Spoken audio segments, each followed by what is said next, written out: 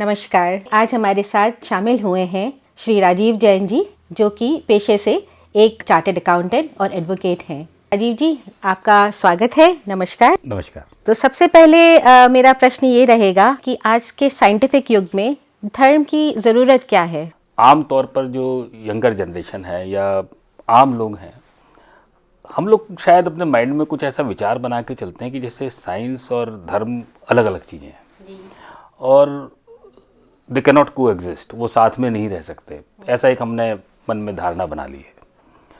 तो पहले समझते हैं कि साइंस का स्कोप क्या है, साइंस का कार्यक्षेत्र क्या है और धर्म का कार्यक्षेत्र क्या है, धर्म हमें क्या देता है और साइंस हमें क्या देती है, राइट। अब देखिए, शुरू में जब एक बात ऐसे करते हैं कि एक बच्चे ने जन्म लिया, जन्म लेने के बाद जब उसने आंखें खोली तो आँख खोलने के बाद उसे दुनिया नजर आई, तो उसको क्यूरोसिटी है, पूछता है, वो जानना चाहता है कि what is this, what is this, what is this. It is number of question. और ये क्यूरोसिटी हर इंसान में, सिर्फ बच्चे तक सीमित नहीं है। जो भी हम चीज़ देखते हैं हम जानना चाहते हैं व्हाट इज दिस। उसके अलावा दूसरी बात ये होती है कि हमारे को छोटी छोटी प्रॉब्लम आती है जी। We want to make our life easy, कि किसी तरीके से हमें जीवन में जो छोटा मोटा कष्ट आया, दुख आया, वो दूर हो जाए। और we want to be happy ji, we want to live happy. दुनिया में कोई ऐसा जीव नहीं है, including mankind, everything, everybody wants to be peaceful and happy. तो अब साइंस हमें दोनों बातों का जवाब देती है। It makes our life happy and peaceful, it makes our life easy and comfortable. और जो हमारे पास कष्ट आते हैं उसका साइंस निवारण करती है, और जितने भी हमारे क्वेश्चंस हैं साइंस उसका जवाब देती है, राइट। और साइंस की खूबसूरती ये है कि whatever answers are given by science, they are always given with evidence. वो एक सिद्धांत के साथ होंगे, एक प्रमाण के साथ होंगे, that makes is reliable, right. तो ये साइंस का कार्यक्षेत्र हो गया। लेकिन साइंस की एक लिमिटेशन है। और वो लिमिटेशन इस प्रकार से है कि जैसे बहुत सारी चीज़ें हैं संसार में जिसको हम अनुभव करते हैं, एक्सपीरियंस करते हैं, जिसको किसी यंत्र के माध्यम से, आंखों के माध्यम से, कानों के माध्यम से महसूस नहीं किया जा सकता, बट स्टिल वी फील। उनकी एग्जिस्टेंस को हम डिनाई नहीं कर सकते। लेकिन साइंस के लिए क्योंकि एविडेंस जरूरी है, तो अनुभव को जहाँ एविडेंस ना हो, science can not give answers without evidence. जहाँ एविडेंस नहीं है वहाँ पर साइंस की लिमिटेशन आ जाएगी and science will stop giving answers to your questions. अब ऐसे कौन से क्वेश्चन हो सकते हैं? अब हम सोचते हैं कि भाई मैंने जन्म लिया इस संसार में, तो क्या मैं इस जन्म से पहले कहीं था, या मैं मरने के बाद कहीं होऊंगा, या आज मेरे सामने अभिषा जी बैठी हैं and I can feel her existence through her body, through her understanding, through her feelings. लेकिन जब किसी की मृत्यु होती है तो बाकी बॉडी के सारे पार्ट्स, एवरीथिंग इज देयर, कुछ तो चला गया जो उस जीव में नहीं था। या इसको इस तरीके से समझें कि जब किसी की मृत्यु होती है तो मृत्यु होने के बाद 2 दिन बाद, 1 दिन बाद वो शरीर जो है वो सड़ने लगता है। और एक बच्चे ने जन्म लिया, 90 साल की उसकी उम्र है, 90 साल की उम्र में मृत्यु हुई, और 90 साल तक शरीर में कोई ऐसा तत्व है ना जिसने उस शरीर को सड़ने गलने से बचाए रखा। कोई ऐसा रत्न है, ऐसी कोई उसमें अमर चीज है जो शरीर के भीतर है, जिसने उस शरीर को सड़ने नहीं दिया 90 साल तक। और जिस दिन वो तत्व उसमें से निकल गया, उस दिन के बाद वो शरीर जो है ना 2 घंटे बाद सड़ना शुरू हो गया।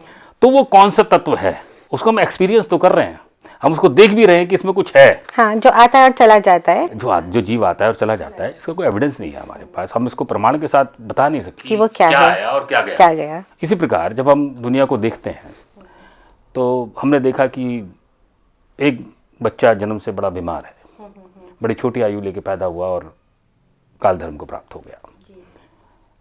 एक आदमी है, वो 100 वर्ष की उम्र में भी प्रार्थना कर रहा है कि भगवान मेरा शरीर अब निर्बल हो गया है तो मुझे इस धरती से उठा ले।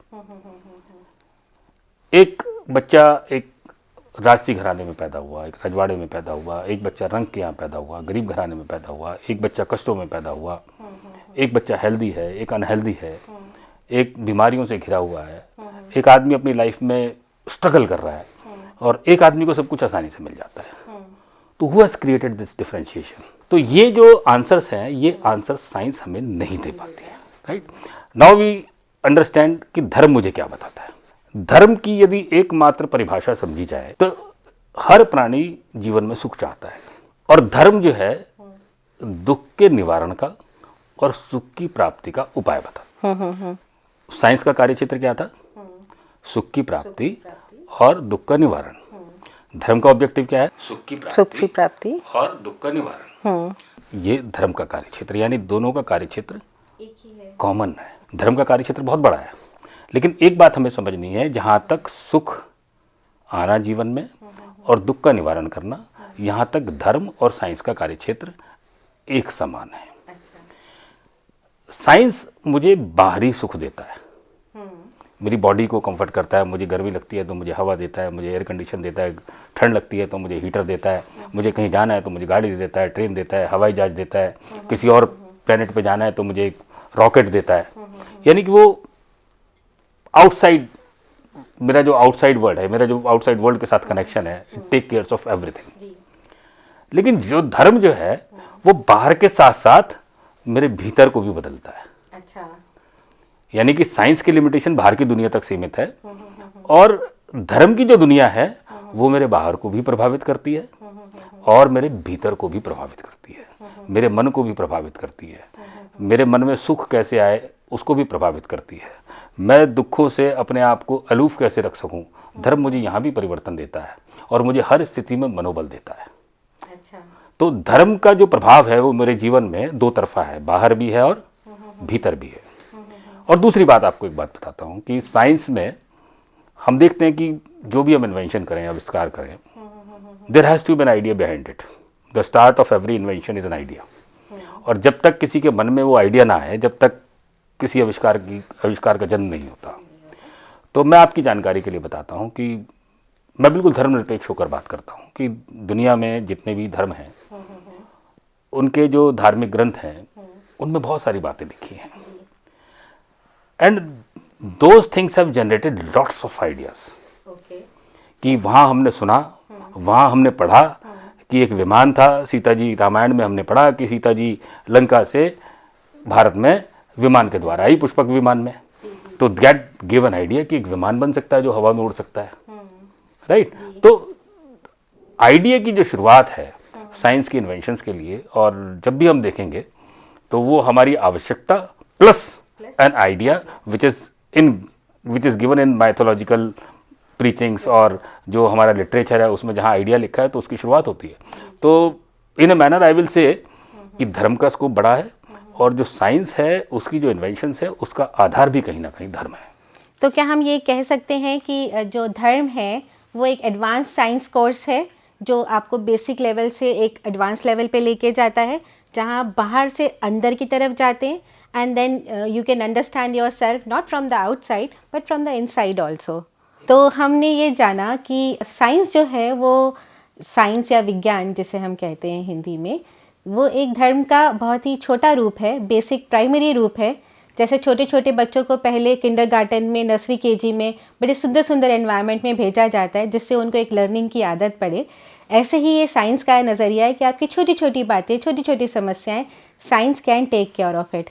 बट अगर आपको आगे जाना है, ग्रेजुएशन करना है, पोस्ट ग्रेजुएशन करना है, पीएचडी करना है, PhD in life, PhD not in any subject but PhD in life, how to live a good life, you got to know what dharma is, what religion is all about. So keep on thinking good, keep on thinking beautiful and enjoy life.